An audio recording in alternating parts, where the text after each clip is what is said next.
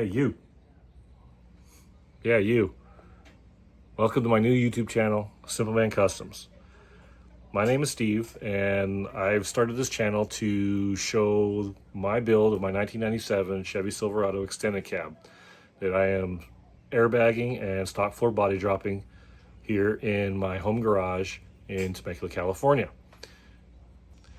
If you already follow me on my Instagram page, NC_HopSing_garage, you'll already know that I've got a pretty decent start on the chassis work. This is all pretty new to me as far as doing a full chassis like this. I've done a lot of airbags over the years, had a shop or two, worked with some people like Brian Gendro of Gendro's Customs over the years, learned a lot from him. So I'm not new to the fabricating and doing some stuff. I'm just not a pro like some of these guys, but hopefully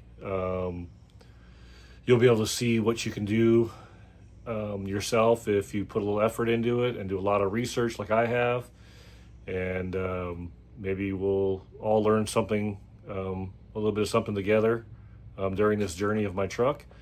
And hopefully I'll be able to show you what's in store, and we'll see how it goes from there. And we're back. So there's my frame on my home built frame table. I actually built this frame table out of scrap material I've had for close to 15 years, sitting on the side of my house. 3x3 quarter wall, 2x3 quarter wall, and 2x2 quarter wall tubing. About 10 feet long, just big enough to allow me to build basically a 3/4 chassis from firewall back. It's just big enough. And just wide enough. So it's about 48 inches wide. I got some inexpensive trailer leveling jacks, a bunch of them. They work pretty good. If you bump it, it can move around a little bit, but it keeps it nice and level. And at the height I need it to work. Currently, I've got 2-inch spacers underneath the chassis to kind of simulate a really low ride height while I set some stuff up. The frame rails are 2x4 3/16 wall tubing. I got the front link cross member. There's also 2x4 3/16. Got it notched for drive shaft clearance. I'm utilizing an infamous 3-link. We've got the lower bars currently in place in their final home after lots of measuring and figuring it out. The axle height is set up for a 31-inch tall tire. I'll be running about a 29.5-inch tall tire, running 22-inch Coys smoothie wheels with a 255 35/22 on it, I believe it is. So I'll have a little extra room in there as far as travel goes. Probably won't need it, but it'll be there. The rear axle, it's narrowed 3 inches per side. I did it myself. First time ever doing that. Thankful for the help of Jeff Davey from Devious Customs up in Riverside. He allowed me to take my axle housing up there and let me borrow his axle bar, and so that I can make sure my axle ends are straight as I'm welding it back together again. Thanks, Jeff, for that. As you can see, I don't have the frame going up over the axle yet.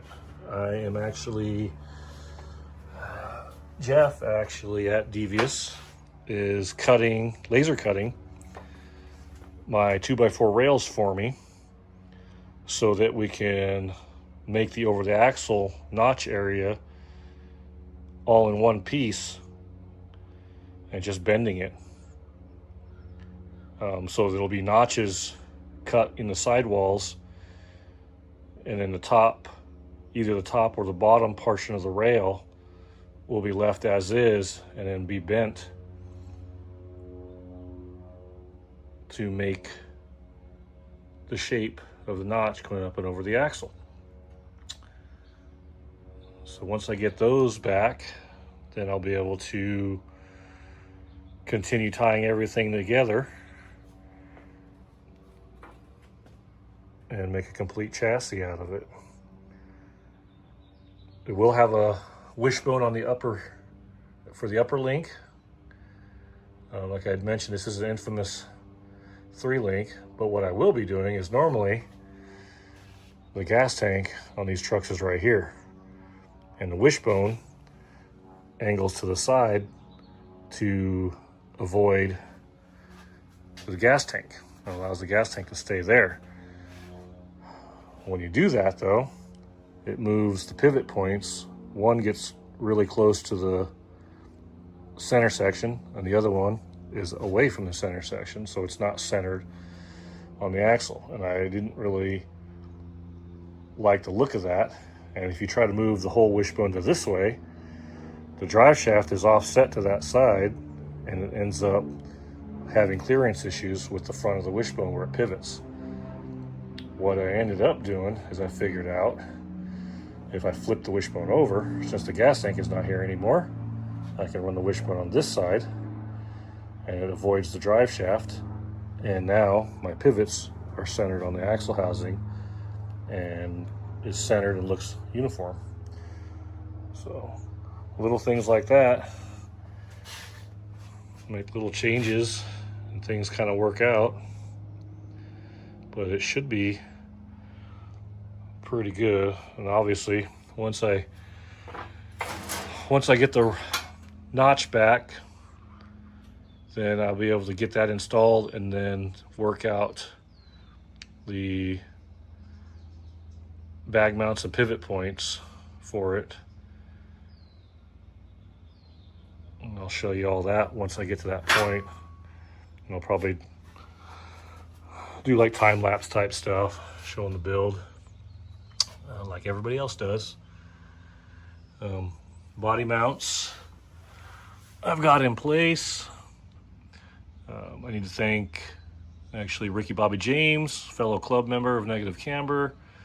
He got me the files for these body mounts. I had my brother, Kevin Butts from QMS, Quixotic Motorsports in Ramona.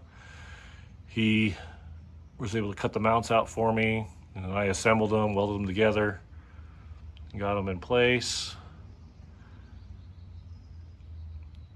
Little things here and there. I got to do bed mount, and then once I get the back section, I can figure out the bed mounts there as well. And there's how the truck currently sits. I had the infamous step notch in, I built the cross member, had the upper wishbone mount in, and then it sat for 2 years. That's why it looks like it does. And I just didn't like the way it looked. It's like if it's going to be body dropped, I have to do the frame underneath the truck. I might as well do the rest of it. So, and then once I started building my frame table back in March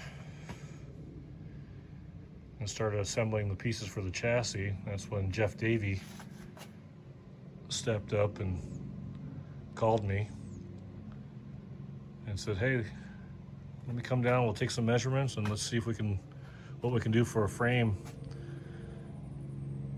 for you on that thing. And that's where we're at. As you can see, differential is empty, but it'll get rebuilt. And again, one of those things, I'll do it myself.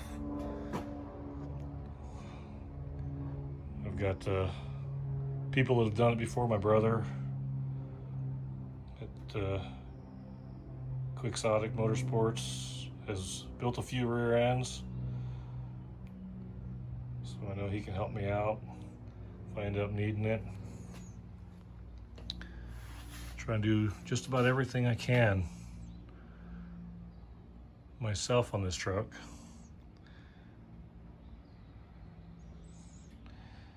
It's coming along. I'm getting excited.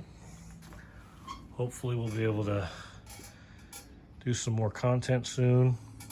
And try and do stuff every week and try and post something every week, at least a few minutes, 10 or 15 minutes long.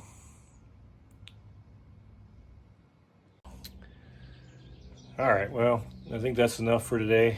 I just want to give a quick rundown of where I'm at with my project truck and show you guys what I got going on. I will also be going to some shows and be posting some show videos as well. And at the end of this month, May 29th and 30th, is the Battle in Bama out at the Talladega Speedway, and the OBS Nationals. So I'll be out there for that. OBS Nationals. I'll be out there for that with my son, and we'll be hanging around, checking out the trucks, hanging out with my Negative Camber family. And if you're around and you want to say hi, stop by, say hi, introduce yourself. Don't expect to remember your name afterwards, but introduce yourself anyways.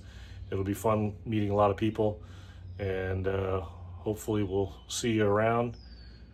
And stay tuned. We'll hopefully have some more content pretty shortly here, and make some more moves on the chassis here and get some stuff done. So if you get a chance, like, subscribe, appreciate it. I'd love to get up to like 10 or 15 followers, but we'll see you around. Have a good one. Bye.